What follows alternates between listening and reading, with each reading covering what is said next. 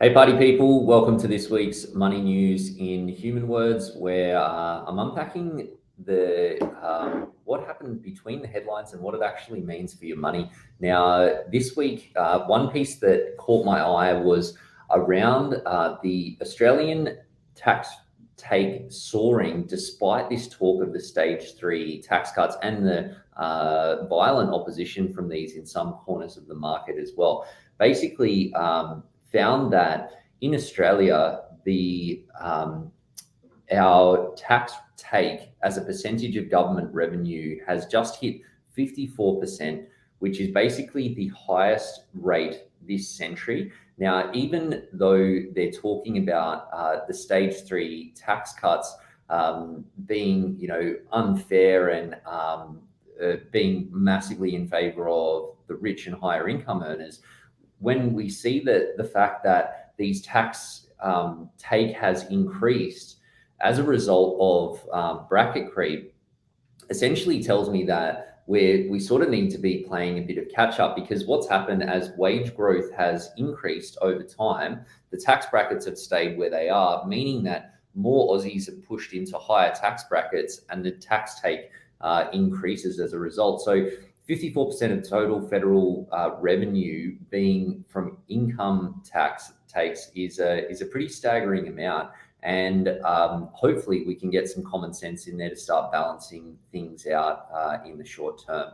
The next piece I was looking at was around the potential for the US to start slowing down on their interest rate increases. Now, they've talking about they've been delivering these supersized rate rises of 0.75%, but the market is now pricing in a slowdown in that rate increase to 0.5%. Still a big number, but the total rate, the fact that it's slowing down is a positive thing. Over there, though, they are indicating a peak cash rate of 5% in May. It's currently sitting at a target of between 4.25 and 4.5%. So they're sort of getting pretty close. Potentially, even with this 0.5% rise, it might take them to their terminal rate. But there are some worrying signs in the US, and I think that's something that's important for all investors to be aware of. One of the key measures of the risk of them an economy going into inflation is the difference between the 2-year interest rate and the 10-year interest rate, which is currently negative, essentially meaning that short-term interest rates are higher than long-term interest rates. That says that they're expecting interest rates to come down in the future. Again, that's an indicator of a slowdown in the economy. So the 2-year interest rate in the US is currently 4.53% and 3.82% on the 10-year rate. So that says that the US is in for a bit of pain. And as we know, that the US impact does tend to filter through to the Australian market and global share markets, with them being the biggest share market in the world. So it is definitely a worrying sign in Australia and closer to home that the RBA is following the US's lead, I'll call it that, in potentially slowing down on interest rates, with it seeming highly likely that there's going to be a 0.25% interest rate increase at the December RBA meeting. There's an 87% chance of that in financial markets at the moment. And we are seeing some really positive signs in Australia that the interest rate rises are having the desired impact. But the fact that we're still seeing low rates of unemployment and strong wage growth means that there is more of a case for the RBA to continue increasing their interest rates over here. Now, that's flowing through to the property market, where we're seeing 200 suburbs drop out of the $1 million rich list club, where the median property values have dropped below the $1 million mark. Basically, these 200 suburbs, according to data from CoreLogic, shows that since the interest rates have started increasing, nearly 200 suburbs have fallen out where the average price has dropped below $1 million. Sydney is leading the pack with that, with having 66 suburbs falling out of the $1 million club, followed by Melbourne at 29 and Brisbane with 28.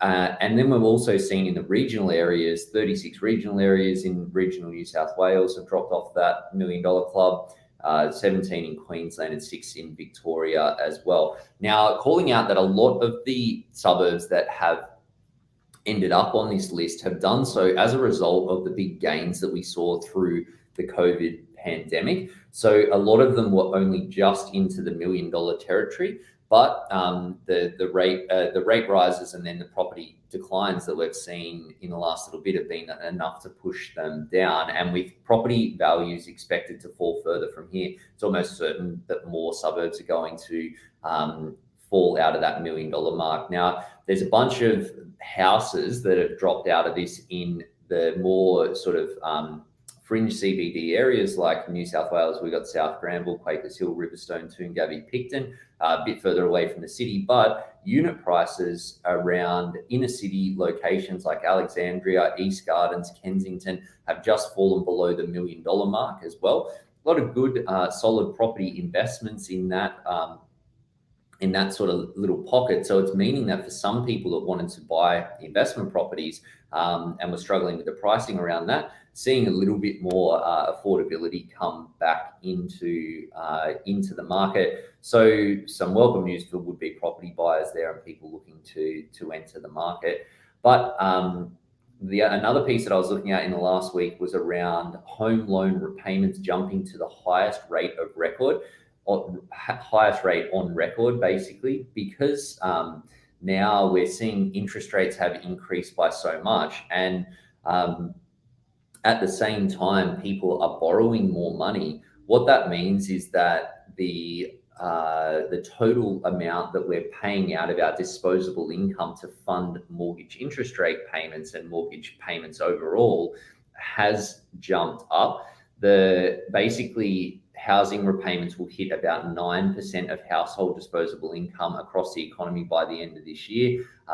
That eclipses the previous high that was recorded around 12 years ago.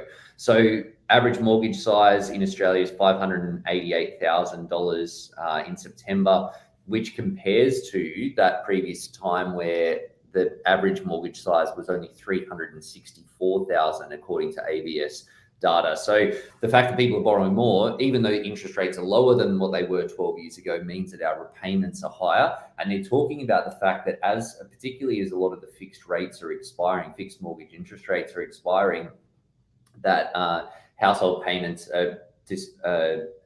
mortgage repayments as a proportion of disposable income could rise above 10%, which is a pretty high watermark. And it means that people are going to have to tighten their belt to make things work. One saving grace with this, though, is the fact that we saved a total $270 billion in household savings during the COVID pandemic, which means that people have got buffers to draw, and a lot of these excesses are sitting in mortgage offset accounts and redraws, where the commentary coming out is saying that people have at least got a bit of a buffer to fall back on. Even the RBA have said that people are going to need to be drawing on their savings to either cut down on expenses, but also using savings to fund that. They've said that 15% of borrowers were going to not be earning enough money to cover their spending on essential goods and services and cover their mortgage repayments in the same time, which is a pretty alarming statistic. It says, the RBA have said that people are well placed to ride this out, but obviously it doesn't stop the pain if you're the one having to pull back on a whole bunch of stuff that you've gotten used to just to make ends meet. With the negative news, though, there is some positives with auction clearance rates rebounding across the country. Basically, we've seen the biggest auction clearance rates in June as a bunch of vendors are looking to sell ahead of the Christmas holiday period. Again, according to data from CoreLogic, basically 4.4% increase in auction volumes. We saw a 65.5% clearance rate, which is up by 3.2% from last week. In Sydney, that's slightly higher at 67%. And the experts are saying that now the market is becoming a little bit more balanced. A couple of months back on the podcast, I was talking about the fact that they were forecasting the worst property selling conditions in recent years coming into this spring period. We've seen that come to pass, and worse selling conditions means best buying conditions. Now, it's not saying that the market is in the favor of sellers, but it's less and less in favor of the buyers. So once again, while fear levels are high, uncertainty is high, opportunity is high. But if property is right for you, then you want to probably get your skates on, because things are swinging to be a slightly less in favor of buyers over the next little bit. There's only so many people that can afford to buy in the current interest rate environment. So understand, if that is you, what are your numbers? What is your strategy? And then take advantage before things swing back the other way. Guys, that's it for me for this week. I will catch you on the next one. Bye for now.